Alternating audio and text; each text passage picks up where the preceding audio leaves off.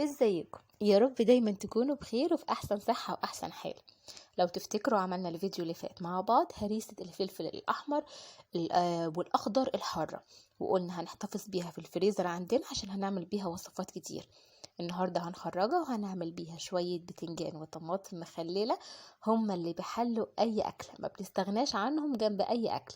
هنعملهم بطريقة سهلة وبسيطة كالعادة. لو انتوا اول مرة تشوفوني فانا فاتن عوض، ما تنسوش تشتركوا في القناة وتفعلوا الجرس ولايك وشير لو عجبكم الفيديو. ويلا بينا نعمل شوية بتنجان مخلل وطماطم مخللة.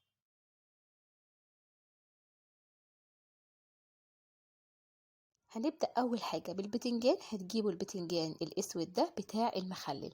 بننقي البتنجان يكون فريش كده وصابح، وتكون البتنجانة مش دبلانة. بنغسله كويس جدا وبإيدينا كده، مش بسكينة ولا أي حاجة. بنبدأ بنشيل القمع الأخضر اللي من فوق ده. ممكن تقطعوها بالسكينة، بس كده بيكون شكله أحلى بكتير وكمان أسهل.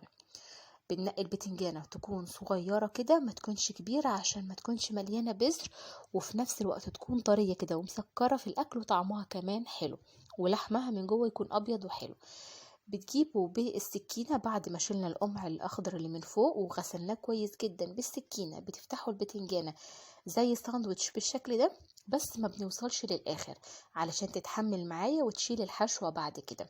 فتحنا كل كمية البتنجان، هناخدهم كده على زيت سخن غزير وهنقليهم من ناحيتين لحد ما البتنجان يدبل معايا.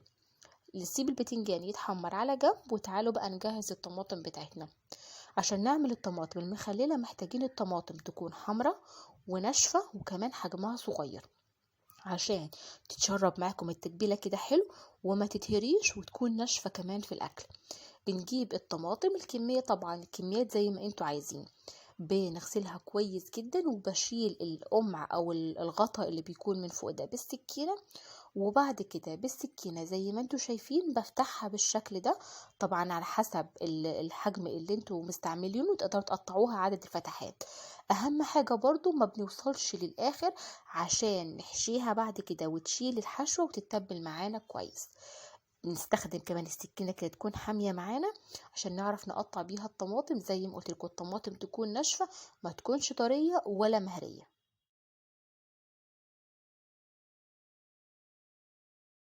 بعد ما قلينا البتنجان بتاعنا وكمان قطعنا الطماطم، تعالوا بقى نجهز الخلطة اللي هنحشي بيها شوية البتنجان والطماطم المخللين دول، هي اللي هتظبط بقى الطعم بتاعها.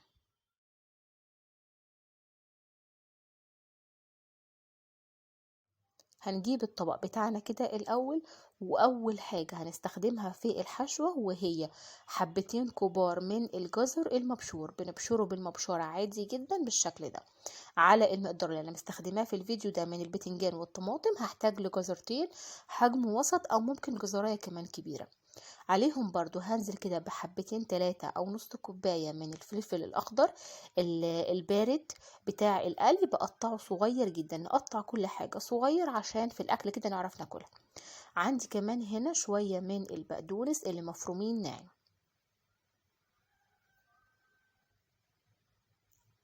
عندي بقى كمان اهم مكون وهو معلقتين كبار من هريسة الشطة الحمراء اللي عملناها الفيديو اللي فات. هسيب لكم لينك الفيديو تحت في صندوق الوصف، وهتلاقوه كمان موجود على القناة الفيديو اللي قبل ده على طول. هنزل بقى عليهم بمعلقة صغيرة مليانة كده من الملح، ونص معلقة صغيرة من الكمون، ونص معلقة صغيرة كمان من الكزبرة. وعليهم برضو كمان نص معلقة صغيرة من الثوم المفروم.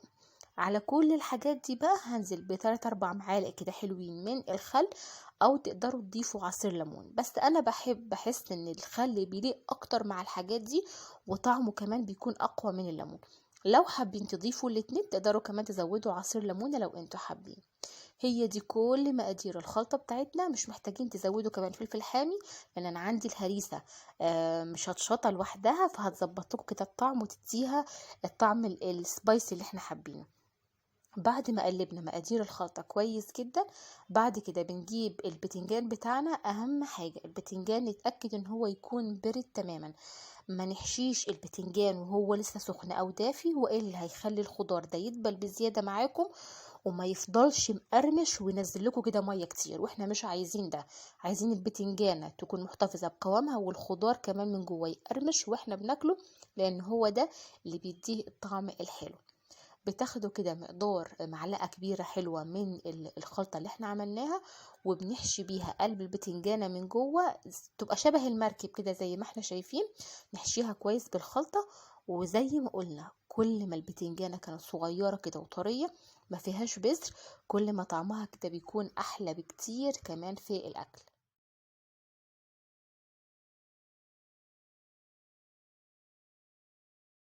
حشينا طبق البتنجان بتاعنا كله كده خلاص بقى جاهز، نركنه على جنب. ونبدأ بعد كده نحشي كمان الطماطم المخللة. هنا احنا مش هنستخدم المعلقة، احنا عايزين بايدينا كده نبدأ نحشي الطماطماية علشان تتشرب بقى، ونعرف نحط الخلطة في كل جزء من الطماطم. وكمان نحشيها كويس. املوها بالحشوة بالشكل ده لحد طبعا ما بتخلصوا كل الكمية، وهو ده اللي هيخليها بقى تتشرب من جوه، ويبقى كمان طعمها حلو. اهم حاجة بعد ما بتخلصوا كل كمية البتنجان والطماطم المخللة، حلاوتهم ان هما يتاكلوا وهما ساقعين، بتحطوهم في التلاجة علشان تكون التتبيلة اتشربت فيهم كويس، وكمان طعم كل حاجة يبدأ يظهر. تدخلوهم خلصوا كل الكمية، تدخلوهم في التلاجة، وتعملوهم بقى أول بأول جنب أي أكلة. كل ما تخلصوا تعملوا كده حبة على قد الأكل، حلاوتهم هما لسه فريش كده ومعمولين حلو. بتخلصوا كل الكمية، قدموها بقى. انا قدمتها مع شوية بصارة وعليهم شوية طشة كده على الوش. قولولي لو حابين نعملها في فيديو مع بعض. طريقتها سهلة وبسيطة، وطعمها بيكون خطير مع الحاجات اللي زي كده. تقدروا طبعا تاكلوا البتنجان ده جنب اي اكلة، فول وطعمية، جنب اسماك، جنب اي اكلة مهما كانت بتحلي الطعم جدا. والطماطم المخللة دي بالذات هتكون عندكم ادمان. هو ده كان الفيديو بتاعنا النهاردة، فيديو سهل وبسيط، حاجة كده خفيفة نعملها مع بعض. طبق مقبلات زي ما قلنا بيحلي اي اكلة. اتمنى الفيديو النهاردة يكون عجبكم. ما تنسوش تشتركوا في القناة وتفعلوا الجرس ولايك وشير للفيديو. استنوا لسه عندنا حاجات كتيرة ان شاء الله جاية طول فصل الصيف. لسه هنعمل ايس كريم مع بعض وحلويات كتيرة. ما تروحوش في اي حتة. كالعادة كنت انا معاكم فاتن عوض. اشوفكم على خير الفيديو الجاي والوصفة الجاية، والسلام عليكم.